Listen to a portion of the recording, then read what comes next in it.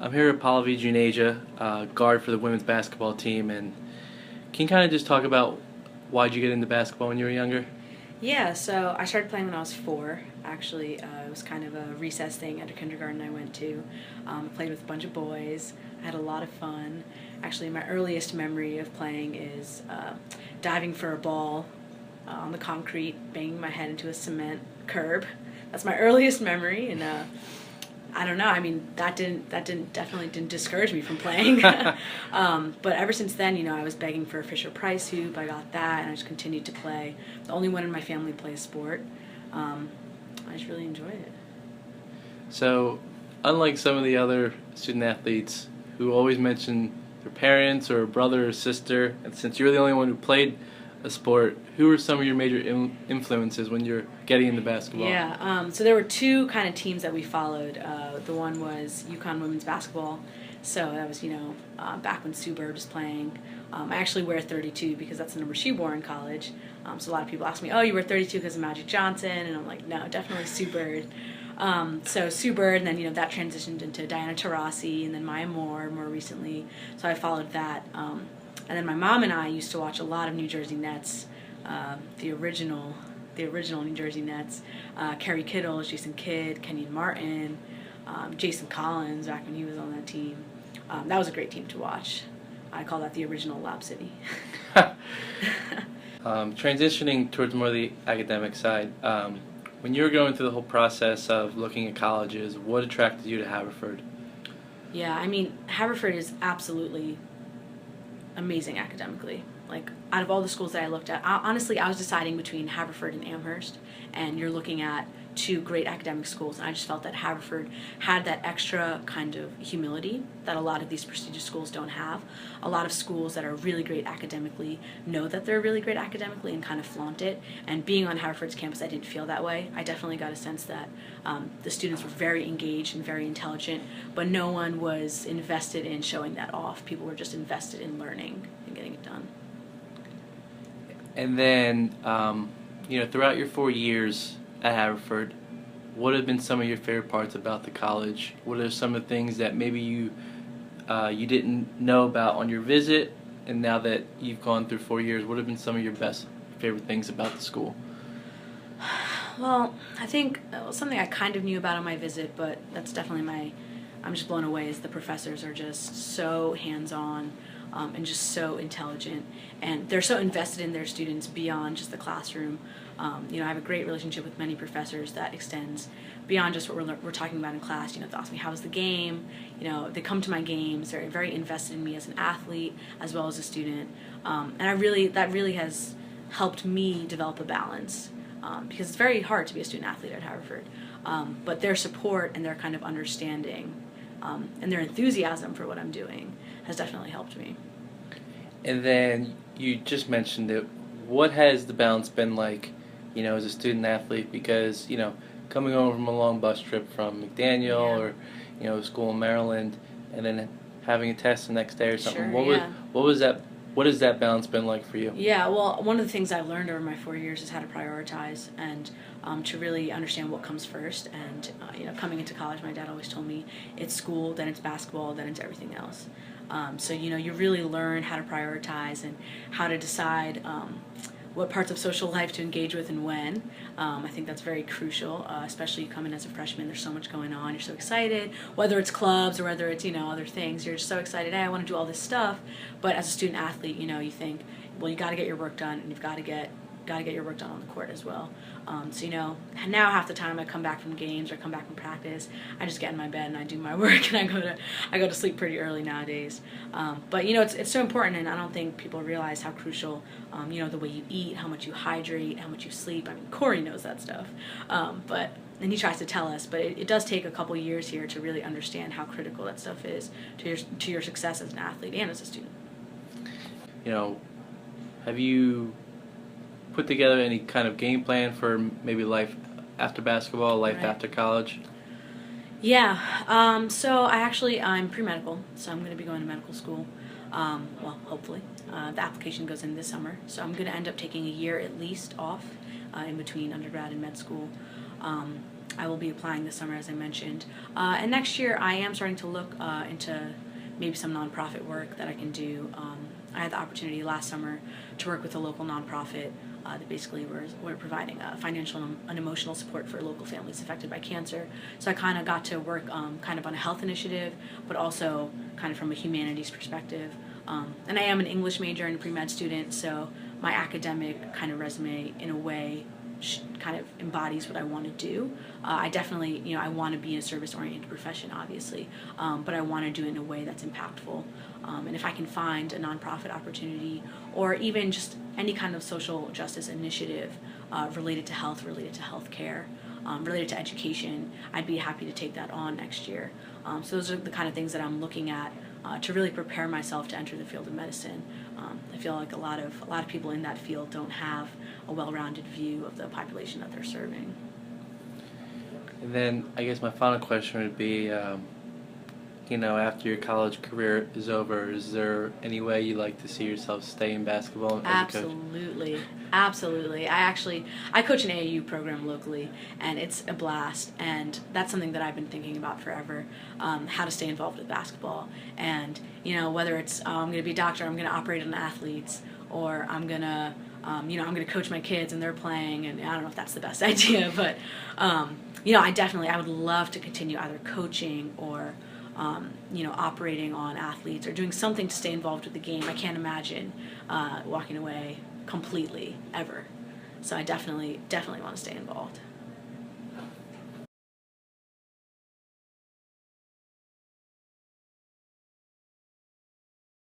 What attracted you to Haverford College?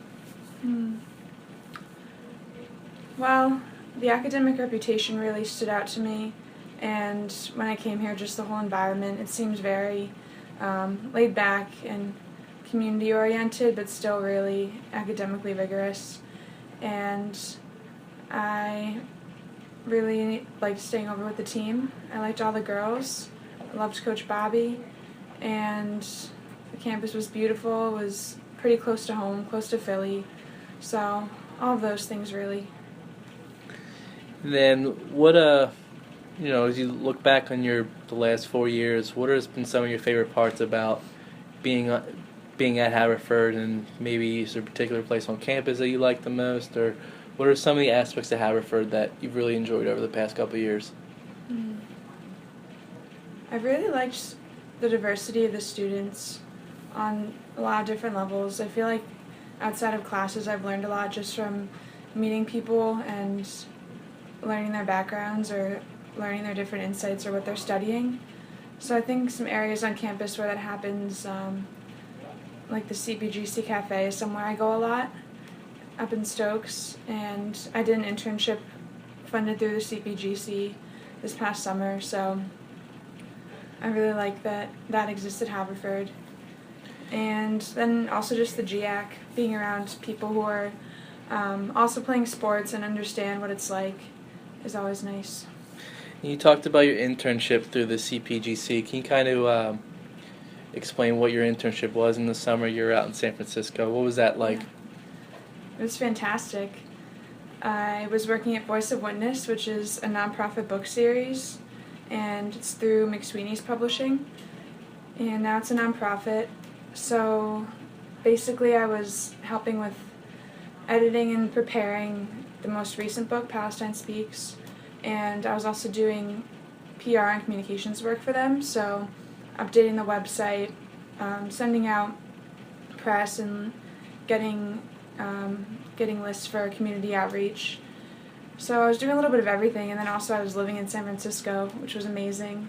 I was with another Haverford student, Keziah White, and yeah, the two of us pretty much just explored the city and got a taste of working in a nonprofit, but also in publishing and PR and communications, which is what I want to go into. So it was pretty fantastic. Right. What would be the best way to describe your defensive game?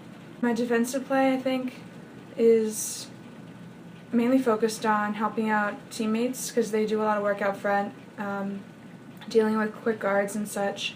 So if they get beat off the dribble, I like to be standing there kind of waiting to help them out. And I'm trying to do a better job of communicating more, talking on the court, since I'm typically in the back of a zone or down low in man. I can see the court better. So, yeah, I'd say defense is the biggest contribution I can make right now, so I'm trying to focus on that as the season goes on. Now, here's a hypothetical question for you. Would you rather score a game-winning shot, or would you rather block a potential game-winning shot? I'm trying to think of what would be more likely.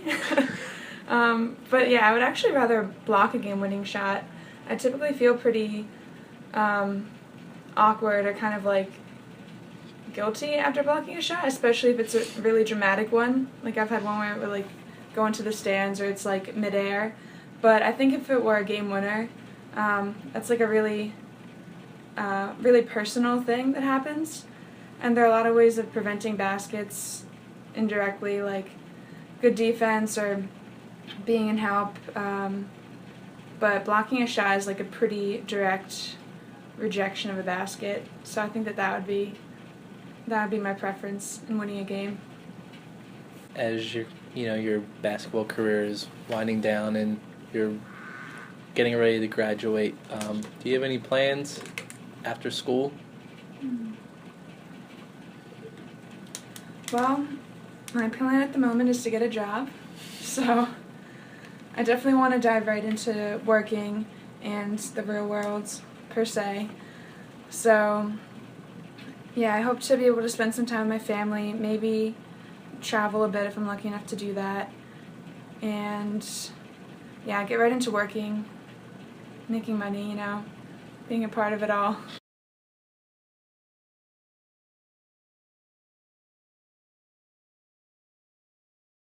Here with Elizabeth Lynch, player for the women's basketball team. Elizabeth, everyone calls you Gert. What's the background behind the nickname? So I don't remember this happening, but when I was about 1 or before I could walk, my older brother, John, he would love the movie E.T., so we would watch it all the time, and he pretended like I was the little girl in the movie whose name was Gertie. So he made everyone call me Gert, and then it stuck. So that's what everyone's been calling me. So when you were younger, what made you want to get into basketball? So, again, my older brother, JD, we call him, he played basketball, and my dad coached him, so I kind of just wanted to do whatever he did. So I kind of followed him around, and I went to his CYO practices before I was allowed to play, and kind of just got into it through that way. So. And then, who were some of your biggest influences when you were younger and you were playing sports? So I kind of looked up to the girls in my neighborhood that were a few years older than me that played basketball at the high school that I eventually went to, Archbishop Malloy, and they were really awesome girls and really good at basketball, so I always kind of knew I wanted to follow in their footsteps. And then when you were younger, who was like your favorite team or favorite player when you were growing up? I'm from New York, so my family is big Knicks fans, even though they're not that successful. We kind of are always big fans of them. But I really liked the WNBA. I would go to Liberty games when I was little, so just there would be some inspiration. And then, is there one particular player that you try and emulate your game after? Yeah, there's definitely 2 players that have had a huge impact on my career at Haverford, Dominique Meeks and Victoria Sobocinski, who were my junior captains when I came in, and they're post players similar to my position, but basically I just try to emulate their passion for the game and the way that they speak on the court and inspire other people to get on their level and play as hard as they can. And then when you were in high school and you were going through the process of looking for a college, what made you choose Haverford over maybe some of your other options? I kind of got lucky with Haverford. I never heard of it before, and Bobby Morgan called me one day, and I just kind of looked into it, and just worked out that I applied early to Haverford. It was the only school I applied to, and I got in, and it kind of just worked out that way. But I definitely liked the small liberal arts feel of it, and just the team chemistry and the atmosphere here was what I liked the most. And then can you kind of talk about your development as a player? Not only are you, post player, but you're also a post player that can shoot to three. Kind of talk about where you were as a freshman and then how you developed now into a senior. Yeah, it's been an interesting ride, kind of. So Bobby has been great in helping me develop my game because she's given me complete trust since I stepped on the court as a freshman. So that really allowed me to kind of develop this role as a scorer that I wasn't necessarily in high school. But also, I think over time as a senior, I've developed my inside game more and not just focused on just shooting the ball. So it's been good. And then, what are some of your favorite parts of your game? My game. I mean, I definitely like shooting threes. There's nothing better than making a few threes in a game. It gets everyone going. But I think this year in particular, I've really enjoyed being more of a threat on defense and being able to get more steals and to kind of psych up everybody by my defensive play, not just on offense. A final question you being a senior, kind of what are your plans after school, after life after basketball? Yeah, so I plan to apply to medical school this summer. So I'll start in 2016 hopefully, but in the gap year I'll probably continue to work in the lab doing research in biology. But yeah, hopefully medical school and then become a doctor later.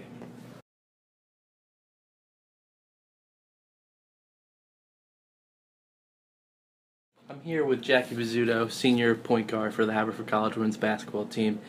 Jackie, what made you get into basketball when you were younger?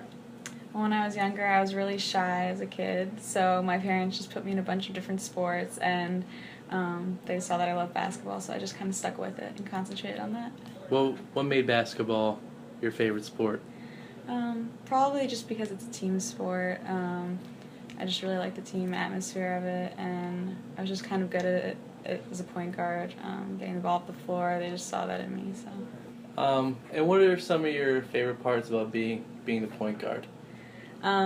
Just being in control, feeling like I'm a leader on the floor, feeling like I'm an extension of the coach. I really like that because Bobby really respects what I have to say and my thoughts on things, and she knows that I see things on the court or the point guards see things on the court that other people don't necessarily always see, so she really respects what I see out there.